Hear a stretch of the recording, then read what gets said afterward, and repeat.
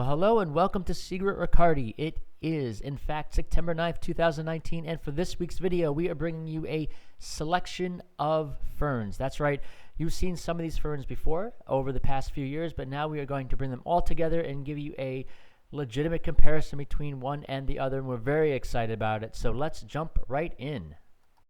In the selection of ferns, you're going to find some that are very common, ones you've used before, and others that you probably don't use too often. And this is one of them, actually. This is one that's very common. This is called springer eye or asparagus fern. As you can tell, it is a very full, lush fern, very soft, light, airy, and fluffy. And what's great about it is that it can be cut and used in wedding bouquets and floral arrangements to be cut and then regrown as well. So check this out. This one is beautiful. Now this one is called rabbit's foot fern, and it's called that because you'll see in a minute, you can see little rabbit's feet hanging right out of the bottom there, and that is, it's a very interesting type of fern. Now again, the ferns can be cut, but you know, primarily I believe this is probably a more aesthetic plant, one that is meant to stay potted, but you can tell it's pretty unique.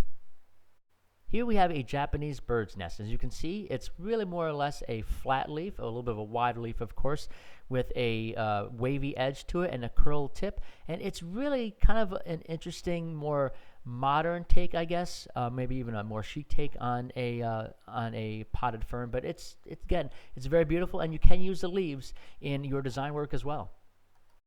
Next up is our maidenhair fern, and as you can tell in this video, or at least I hope you can tell, it is a very tiny plant with very tiny leaves, and it is so incredibly airy. I mean, you can tell the fan is just pushing these leaves around, and that is very good because if you're looking for motion in your bouquet work for maybe weddings or maybe you know, some sort of a centerpiece work where you're looking for a lot of motion and flow in a room, then this is the way I would actually go about adding a little bit of that aesthetic.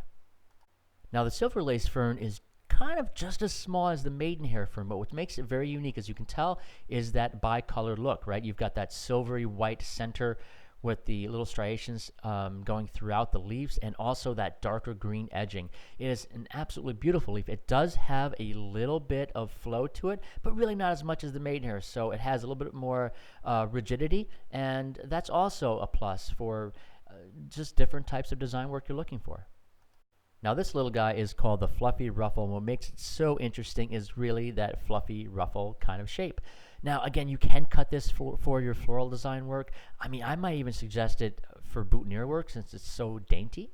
Of course, you could use springer eye and plumosa and things like that as well, but this would be something completely different to be used as a more coverall for your boutonniere work. So just keep that in mind. Just maybe something a little bit new to try. Now we're moving on from the more dainty and tiny ferns to the more larger and meatier ones, and this is called the stag fern. As you can tell, it is a very dynamic looking leaf. It does not have any kind of ruffly edges or fluffiness to it at all. It is a very hardy fern, you can tell, and it just has that awesome, more dramatic looking pointy edges to it, and the soft and again, maybe not softer edging, but the more smooth edging to it, and the flatter leaf. It's a very cool fern. And last but not least, of course, is our plumosa fern. And this plumosa fern, very similar to the springer eye, right? It's got that very kind of airy, flowy feel to it, but springer eye has that larger leaf edging to it. This one does not. This is very, very soft and very plush and pliable, and that is really used, as you know, of course, in a lot of event work as well. So take a look at these ferns and try different things out, experiment, and see what works for you. Well, we hope you liked this video. We hope that you saw some awesome comparisons as well. And if you did like this video, please click that like button on our YouTube channel. Click that subscribe button to subscribe. And also like us on Facebook, follow us on Instagram, and we will see you again real soon.